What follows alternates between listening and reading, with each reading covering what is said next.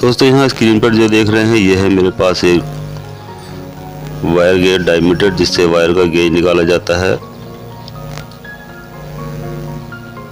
और ये किसी भी ऑनलाइन शॉपिंग ऐप से आप ख़रीद सकते हैं घर बैठे ही, और इसको बहुत ही आसानी के साथ इसमें आप वायर गेज निकाल सकते हैं। तो यहाँ देखिए इसमें एक तरफ ये mm में इसका गेज निकल जाता है और दूसरी तरफ नंबर से इसका गेज निकलता है। दोनों ही ऑप्शन इसमें दिए जाते हैं, चाहे तो आप इसे mm से भी निकाल सकते हैं और चाहे तो नंबर से भी आप इसके गेज निकाल सकते हैं। तो इस वायर गेज कैलकुलेटर से वायर गेज निकालना बहुत आसान होता है। और इसी के साथ एक चार्ट भी आता है जिसमें आप चाहे तो इंच में निकाल सकते हैं, चाहे तो नंबर से निकाल सकते हैं और चाहे तो mm में भी इसका वायर गेज निकाल सकते हैं। तो चलिए उसे जो इसका चार्ट है उसको भी समझेंगे और कहाँ पर mm है और कहाँ पर इंचेज है और कहाँ पर इसका नंबर है वो भी जानेंगे। तो वीडियो को लास्ट तक देखें और किस तरह से वायर गेज निकालते हैं ये समझें। तो देखिए इसमें 1 नंबर से और 36 नंबर तक इसमें ग्रुप दिए गए हैं, यानी ये स्लॉट कटे जो खाने की जगह है ये नंबर के ही हैं और इन पर नंबर लिखा हुआ है। जिस नंबर में वायर आ जाता है समझ लीजिए वही नंबर इसमें वायर का हो जाता है। ये देखिए यहाँ 34, 35, 4, 5 इसी तरह से जो मोटे मोटे स्लॉट हैं इसमें मोटे वायर का गेज निकाला जाता है। अब देखिए ये हो जाता है इसमें माइक्रोमीटर, जो कि इसको समझना थोड़ा मुश्किल होता है और हर आदमी इसको गेज नहीं निकाल सकता इससे, क्योंकि इसमें mm से निकलता है और समझना होता है। और ये होता है इसका वर्नियर कैलिपर, इससे भी आप mm में गेज निकाल सकते हैं और इसके लिए आपको एक चार्ट होता है उसको स्टडी करना ज़रूरी हो जाता है। जब तक वो चार्ट स्टडी नहीं करेंगे तब तक इसमें भी हम नंबर से वायर नहीं निकाल सकते हैं। अब देखिए ये वाला वो चार्ट हो जाता है जिसमें हम स्टडी करनी होती है, यानी इसको समझना होता है। अगर हम इसको समझ लेंगे तो आप माइक्रोमीटर से भी इसका गेज समझ सकते हैं और वर्नियर कैलिपर से भी। यहाँ इसमें 3 लाइन होती हैं, एक में गेज होता है, एक में इंचेज होता है और एक में mm होता है। अब देखिए मैं आपको करीब से दिखाता हूँ। ये 1 नंबर का जो वायर है इसका अगर इंचेज में निकालेंगे तो यहाँ 0.300 इसका इंचेज हो जाता है, और अगर वहीं हम इसको mm में निकालेंगे तो यहाँ पर इसका ये mm बन जाता है, जो कि 7.620 इसका mm होता है। ये देखिए यानी अगर हम 1 नंबर का वायर निकालेंगे तो 0.300 इसका इंचेज हो जाता है और 7.620 इसका mm हो जाता है। तो यहाँ अगर हम वर्नियर कैलिपर या माइक्रोमीटर से इसका mm निकालते हैं तो वहाँ हमें ये समझना होता है कि इतने mm में कौन सा नंबर होता है, इसलिए इसका स्टडी करना ज़रूरी हो जाता है। तो यहाँ देखिए 1 नंबर से 23 नंबर तक 3 लाइन इधर हो जाती है और 23 नंबर से 24 नंबर तक ये 50 नंबर तक यहाँ दूसरी साइड हो जाती है। तो इस तरह से ये 1 नंबर से 50 नंबर तक आप इसको इसमें गेज निकाल सकते हैं। अब ये देखिए यहाँ 31, 32, 33, 34 इस तरह से लिखा हुआ है, तो यहाँ इसके ये नंबर हो जाते हैं और इधर ये इंचेज हो जाते हैं और दूसरी साइड ये mm इसके हो जाते हैं। चलिए यहाँ पर सबसे पहले हम 36 नंबर को देख लेते हैं। तो 36 नंबर का जो इंचेज है वो 0.0076 होता है, और अगर हम इसको mm में देखेंगे तो 0.19 इसका mm होता है। ये देखिए यहाँ पर ये 0.1930 लिखा हुआ है।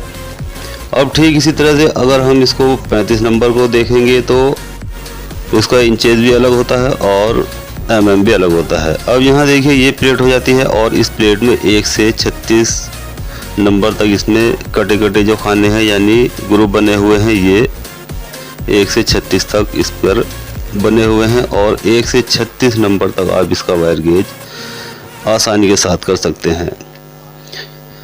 तो ये देखिए यहाँ पर ये 0.19 लिखा हुआ है और इसकी बैक साइड में 36 नंबर लिखा हुआ है। अब ठीक इसी तरह से इसका चार्ट भी देखेंगे और चार्ट पर भी यहाँ देखिए 36 नंबर पर 0.0076 इसका इंचेस है और 0.19 इसका mm हो जाता है।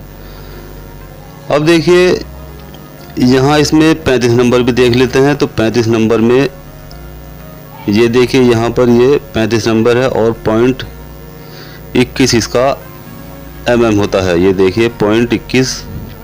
और ठीक इसी तरह से यहाँ जो ये चार्ट है इस पर भी 35 नंबर को अगर हम पॉइंट में देखेंगे तो यहाँ पर देखिए 0.21 इसका mm होता है। तो अगर हम इसको वर्नियर कैलिपर या माइक्रोमीटर से चेक करेंगे तो वहाँ हमें इस चार्ट की ज़रूरत पड़ती है, और अगर हम इस प्लेट से चेक करेंगे तो यहाँ हमें किसी चार्ट की ज़रूरत नहीं पड़ेगी। तो देखिए इस तरह से जो वायर है उसको हम कोई कैंडल वगैरह या मैच बॉक्स या आप लाइटर से भी इसको जो इसका पॉलिश होता है यानी इंसुलेशन होता है उसको इस तरह से पहले जलाया जाता है और उसके बाद यहाँ इस तरह से देखिए इसको साफ़ किया जाता है। क्योंकि अगर हम इसको इंसुलेशन सहित यानी पॉलिश सहित इसको हम चेक करेंगे तो ये मोटा हो जाएगा और इससे सही गेज नहीं निकलेगा। इसलिए इसका पॉलिश आप कह लीजिए इसका पॉलिश उतारना बहुत ज़रूरी हो जाता है, जिसकी वजह से इसमें जो ये स्लॉट होती है यानी कटिंग होती है इसके अंदर जैसे ही वायर जाता है उसमें हमें लूज़ और टाइट का पता चलता है। अगर लूज़ होता है तो ये समझ लीजिए ये इस नंबर का वायर नहीं है, और अगर ज़्यादा टाइट होता है तो तब भी ये उस नंबर का वायर नहीं होता। चलिए सबसे पहले एक वायर ले लेते हैं और इसको यहाँ 28 नंबर से शुरू करते हैं। तो यहाँ देखिए ये लूज़ होता है। अब दूसरे वाले स्लॉट में इसे डालेंगे तो यहाँ पर भी ये लूज़ होता है। अब ठीक इसी तरह से तीसरे वाले स्लॉट में जब हमने इसको डाला है तो ये निकला है बिल्कुल परफेक्ट साइज़, और ये इसका 29 नंबर ये निकल कर आया है। अब चलिए उससे बारीक वायर लेते हैं और उसको 30 नंबर से शुरू करते हैं। तो यहाँ पर ये लूज़ होता है, 31 में डालते हैं तो ये भी लूज़ है, और 32 नंबर में डालने पर ये हमें पता चल चुका है कि ये 32 नंबर का वायर है, क्योंकि ये ना ही इसमें टाइट था और ना ही लूज़ था, इसलिए बिल्कुल फिक्स साइज था। तो इससे ये हमें पता चल चुका है ये 32 नंबर का वायर था। अब चलिए दूसरा वाला वायर ले लेते हैं और उसको एक सबसे पहले चौड़ी स्लॉट में डालते हैं तो यहाँ पर ये लूज़ होता है। इसके बाद दूसरी वाली स्लॉट में डालते हैं तो यहाँ पर भी ये इसमें लूज़ दिखाई दे रहा है। तो चलिए यहाँ इसे हाथ से डालते हैं, देखिए बहुत ज़्यादा लूज़ है, तो ये भी साइज़ इसका नहीं है। अब चलिए इससे अगली वाली जो स्लॉट है उसमें हम डालेंगे तो यहाँ देखिए ये बिल्कुल फिक्स इसके अंदर चला गया है। तो ये इस नंबर का वायर है। तो यानी ये यहाँ पर आप देखिए ये 33 नंबर का वायर हमारा निकल कर आया है। अब देखिए ये वायर मेरे पास मोटा है। अब इसको सबसे पहले हम 24 नंबर से शुरू करेंगे तो यहाँ देखिए ये 24 नंबर में लूज़ है, उसके बाद 25 नंबर में यूज़ है, और अब 27 नंबर में भी इसको देखेंगे तो यहाँ पर भी ये बिल्कुल लूज़ है। तो चलिए अगली वाली स्लॉट में देते हैं। तो यहाँ पीछे वाली में ये देखिए ये बिल्कुल लूज़ है, अगली वाली में बिल्कुल लूज़ है, और इससे अगली वाली जो 28 नंबर की स्लॉट है वहाँ पर इसको डालेंगे तो ये इसमें बिल्कुल फिक्स जाता हुआ दिखाई देता है। तो ये चलिए एक बार इसको हाथ से डालेंगे और यहाँ पर ये देखिए ये बिल्कुल फिक्स जाता हुआ इसमें दिखाई देता है। तो ये 28 नंबर हमारा वायर गेज इसका निकल कर आ जाता है। और देखिए हमारे पास ये दो वायर पतले नंबर के हैं जो कि ये कॉपर के हैं। वो पहले मैंने एल्यूमिनियम के दिखाए थे, अब ये कॉपर वाले वायर हैं जिनका इसका भी इंसुलेशन यानी पॉलिश मैंने जलाकर इसको साफ़ कर लिया है। अब यहाँ देखिए इसमें सबसे पहले हम 34 नंबर में इसको डालेंगे।